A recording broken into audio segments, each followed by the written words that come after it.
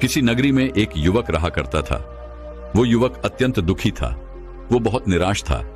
उसे यह समझ नहीं आ रहा था कि आखिर इस दुनिया में हर व्यक्ति अपने मतलब के लिए ही क्यों जीता है।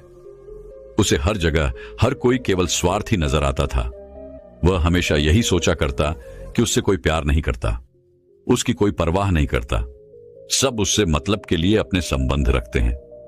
मतलब खत्म हो जाते ही सब उसे अपने आप से दूर कर देते हैं। दोस्तों, हमारे जीवन में भी कुछ ऐसा ही होता है। हम भी हमेशा किसी न किसी का साथ ढूंढते ही रहते हैं, और जब हमें किसी का साथ नहीं मिल पाता तो हम अपने आप को अकेला महसूस करते हैं, कमजोर महसूस करते हैं।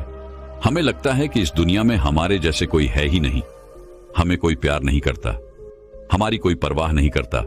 लेकिन हम यह भूल जाते हैं कि अंत में तो हर किसी को अकेले ही जाना है। वह व्यक्ति अपने इस अकेलेपन से बहुत परेशान हो चुका था, जिस कारण एक दिन उसने अपना घर छोड़ दिया और एक रास्ते पर निकल पड़ा। उसके मन में कई सारे विचार थे।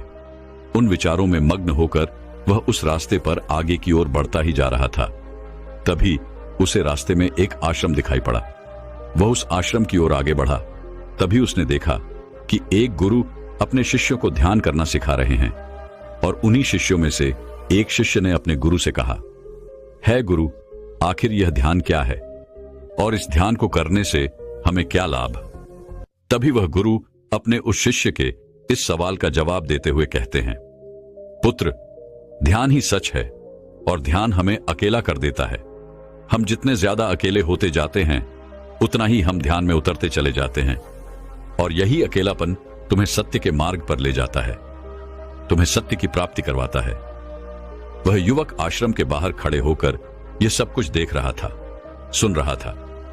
जैसे ही उसने उन गुरुवर के मुख से यह सारी बातें सुनी, वह दौड़ा दौड़ा उन गुरुवर के पास आया और कहने लगा, है गुरुवर, यदि ध्यान हमें अकेला कर देता है तो इसका मतलब यह हुआ कि मैं इन सब चीजों में श्रेष्ठ हूं।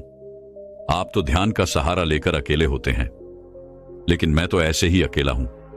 मेरा ऐसा कोई नहीं है जिसे मैं अपना कह सकूं, जो मेरी परवाह करता हो, जो मेरा ख्याल रखता हो, और मैं अपनी राह पर अकेला ही चलता चला जा रहा हूं। उस व्यक्ति की ये सारी बातें सुनकर उन गुरुवर ने उस व्यक्ति को ध्यानपूर्वक देखा और उसके बाद उससे कहते हैं, भंते, अगर तुम अकेले हो तो तुम्हारे पीछे तुम्हारा पूरा परिवार, तुम्हारे मित्र, तुम्हारे शत्रु, तुम्हारे सगे संबंधी, इन सब को लेकर तुम कहां जा रहे हो? उन गुरुवर के मुख से यह बात सुनकर वह व्यक्ति चौंक उठा और उसने तुरंत ही पीछे मुड़कर देखा तो वहां पर कोई नहीं था। तभी वह उन गुरुवर से कहता है गुरुवर, कौन है मेरे पीछे? कोई तो नहीं, न मेरे परिवार वाले, न मेरे मित्र, न मेरे शत्रु, और न ही मेरे सगी संबंधी।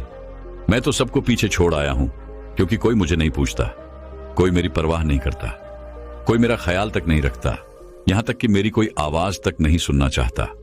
लेकिन जब किसी के ऊपर कोई समस्या आती है तो वह मुझे अवश्य याद करता है, पर बाकी समय पर वह मुझे पूछते तक नहीं। उन्हें यह तक खबर नहीं होती कि मैं किस हाल में हूं, मैं जिंदा भी हूं या नहीं। उन सबको इन सब चीजों से कोई फर्क नहीं पड़ता। उन गुरुवर ने उस व्यक्ति की यह सारी बातें ध्यानपूर्वक सुनी और उसके बाद उस युवक से कहते हैं, भंते, तुम सही कह रहे हो, लेकिन जब तक तुम इन सभी को छोड़कर नहीं आते तब तक तुम भला अकेले कैसे हो सकते हो? वह व्यक्ति एक बार फिर से आश्चर्यचकित होकर पीछे मुड़कर देखता है और फिर उन गुरुवर से कहता है गुरुवर, यहां पर तो कोई नहीं है, मैं अकेला ही यहां पर आया हूं। लग रहा है कि आप मेरा मजाक उड़ा रहे हैं। मेरे पीछे कोई नहीं है, आप खुद देख सकते हैं, तो फिर आप ऐसा क्यों कह रहे हैं कि जाओ और इन्हें छोड़कर आओ? जब मेरे साथ कोई है ही नहीं तो मैं भला उन्हें कहां छोड़ूं, कैसे छोड़ूं? उस युवक की ये सारी बातें सुनकर वह गुरुवर मुस्कुराने लगे और उस युवक से कहते हैं, भंते, आखिर तुम मुझसे क्या चाहते हो? इस पर वह युवक उन गुरुवर से कहता है गुरुवर, मैं आपका शिष्य बनना चाहता हूं, मुझे कोई साथी चाहिए, मुझे अपना शिष्य बना लीजिए, मैं जीवन भर आपका आभारी रहूंगा। उस युवक की यह बातें सुनकर उन गुरुवर ने कहा, भंते, तुम चाहो तो यहां पर 1 महीने रह सकते हो, उसके बाद ही मैं यह निर्णय कर पाऊंगा कि क्या मुझे तुम्हें अपना शिष्य बनाना चाहिए या फिर नहीं। लेकिन तुम्हें मेरी एक बात माननी होगी, तुम्हें इन 30 दिनों के अंदर ध्यान का अभ्यास करना होगा। अगर तुम ये कर सकते हो तो तुम यहां पर अगले 1 महीने के लिए रुक सकते हो, अन्यथा तुम्हारे लिए यहां पर कोई जगह नहीं। उस व्यक्ति ने काफी सोच विचार कर उन गुरुवर से कहा, है गुरुवर, आप जैसा कहेंगे मैं वैसा ही करूंगा। आप चाहते हैं कि मैं इन 30 दिनों में ध्यान का अभ्यास करूं, तो मैं यह करने के लिए तैयार हूं। उस व्यक्ति ने उन गुरुवर की बात मान ली और आश्रम में ही रुक गया। अगले दिन सुबह सुबह वह गुरुवर उस व्यक्ति के पास आए और उस व्यक्ति से कहने लगे, भंते, तुम किससे बात कर रहे हो? तुम्हारा ध्यान कहां है? इस पर वह व्यक्ति जवाब देते हुए कहता है गुरुवर, मेरे साथ तो कोई नहीं है, मैं भला किससे बात करूंगा, मैं तो अकेला हूं। तभी वह गुरुवर उस व्यक्ति से कहते हैं, ठीक है, लेकिन अब ध्यान लगाओ, क्योंकि तुमने मुझे वचन दिया था कि इन 30 दिनों में तुम ध्यान का अभ्यास करोगे। उन गुरुवर के कहने पर वो व्यक्ति ध्यान करने बैठ जाता है, लेकिन पहले दिन उसे ध्यान करने में बहुत तकलीफें आती हैं, बहुत सारी परेशानियों का सामना करना पड़ता है, यहां तक कि वो ढंग से लगातार बैठ भी नहीं पा रहा था। उसके पैर मानो सुन्न से हो जाते और उसका पैर मानो काम करना ही बंद कर देता। ये सारी बातें वह गुरुवर देख रहे थे। तभी उन गुरुवर ने उस व्यक्ति से कहा, बनते, तुम जितना देर चाहो उतना देर बैठ सकते हो। ये ऐसा कोई जरूरी नहीं है कि तुम एकाएक लगातार बैठे ही रहो। यदि तुम्हें थोड़ी तकलीफ है तो तुम उठ सकते हो, टहल सकते हो और फिर आकर बैठ सकते हो। इतना कहकर वह गुरुवर वहां से चले गए। अगले दिन सुबह सुबह फिर वह उस व्यक्ति के पास आए और उस व्यक्ति से कहने लगे, भंते कौन है? किससे बातें कर रहे हो? कोई आया है क्या? उन गुरुवर की इस बात का जवाब देते हुए वह व्यक्ति उन गुरुवर से कहता है गुरुवर, यहां पर तो कोई नहीं है, आप खुद देख लीजिए, मैं भला किससे बातें करूंगा। तभी वह गुरुवर एक बार फिर उस व्यक्ति से कहते हैं, चलो ध्यान का अभ्यास करो। तभी वह व्यक्ति उन गुरुवर से कहता है गुरुवर, क्या केवल आंखें बंद करके बैठ जाना?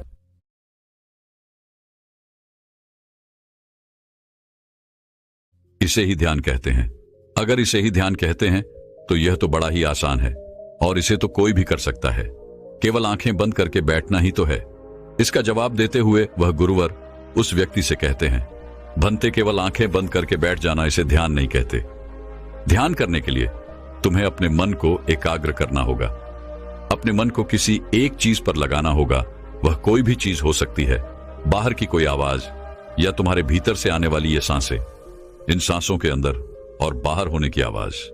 तुम ऐसी किसी भी चीज पर ध्यान लगा सकते हो जो लगातार वर्तमान समय में घट रही है, ताकि तुम्हारा पूरा ध्यान उस चीज पर एकाग्र हो और तुम्हारा ध्यान कहीं भी भटके नहीं, जिस कारण तुम उस पर ध्यान लगा पाओगे।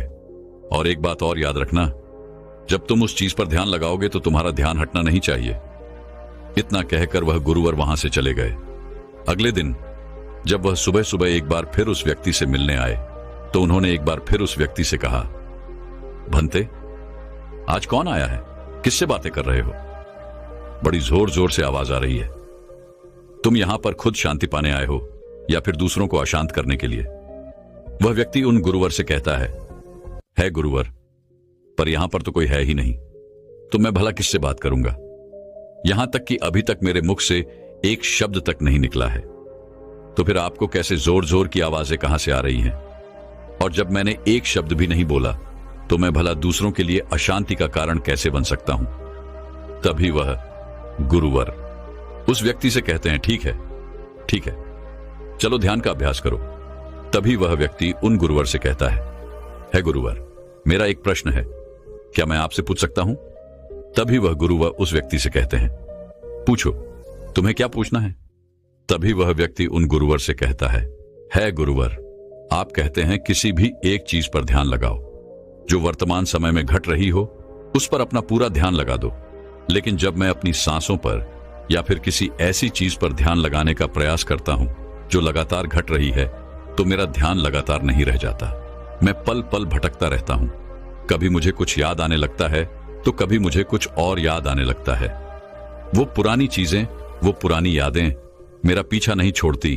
आपके कल यहां से चले जाने के बाद मैंने ध्यान करने के लिए बहुत प्रयास किया, लेकिन वह पुरानी यादें बार बार मुझे याद आ रही थी, जिस कारण मैं एक चीज पर ध्यान लगा ही नहीं सका। तो अब मुझे क्या करना चाहिए? उस व्यक्ति की यह सारी बातें सुनकर वह गुरु मुस्कुराने लगे और वहां से चले गए।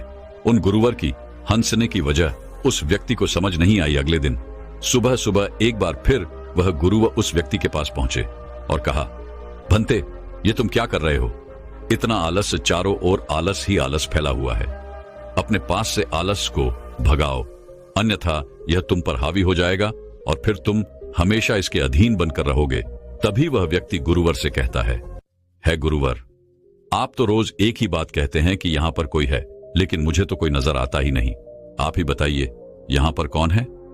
तभी वह गुरु वह उस व्यक्ति से कहते हैं, ठीक है, चलो अभ्यास के लिए चलते हैं। तभी वह व्यक्ति उन गुरुवर से कहता है गुरुवर, मेरा एक प्रश्न है, आपकी आज्ञा हो तो मैं आपसे पूछना चाहता हूं। है गुरुवर। उस व्यक्ति से कहते हैं, हां पूछो, क्या प्रश्न है तुम्हारा?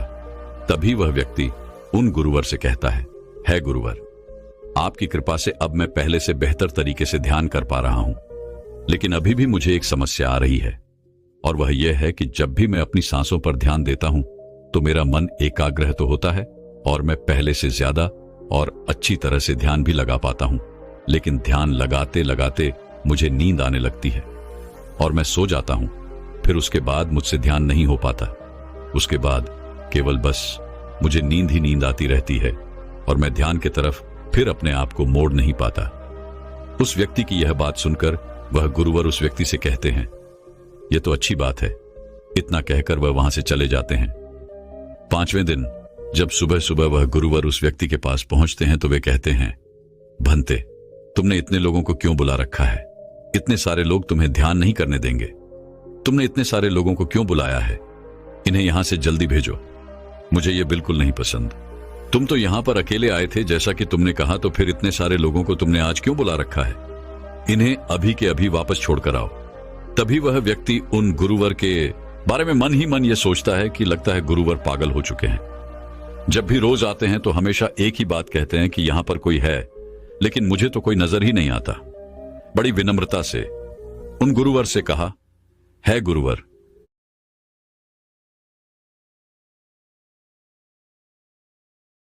शायद आपकी आंखें जो देख पा रही हैं वह मैं नहीं देख पा रहा हूं।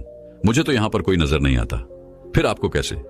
यहां पर लोग ही लोग नजर आ रहे हैं। फिर गुरुवर उस व्यक्ति से कहते हैं, अच्छा ठीक है, चलो अब ध्यान का अभ्यास करते हैं। तभी वह व्यक्ति उन गुरुवर से कहता है गुरुवर, मुझे ध्यान के वक्त नींद आती थी। जैसा कि मैंने आपको बताया था, उस पर तो मैंने नियंत्रण पा लिया, लेकिन अब जब भी मैं ध्यान करने बैठता हूं, किसी एक चीज पर अपना ध्यान केंद्रित करता हूं, तो मेरे मन में विचारों का सैलाब होता है। मानो विचारों की बाढ़ सी आ जाती है। इतने विचार तो आंख खोलकर भी मैंने कभी नहीं देखे होंगे, जितने की आंखें बंद करने के बाद मुझे नजर आते हैं। और इन विचारों में कुछ ऐसे विचार भी मेरे मन में आते हैं जिनके बारे में आज तक मैंने सोचा तक नहीं है। मुझे उनके बारे में कुछ भी नहीं पता। यह सब क्यों हो रहा है गुरुदेव?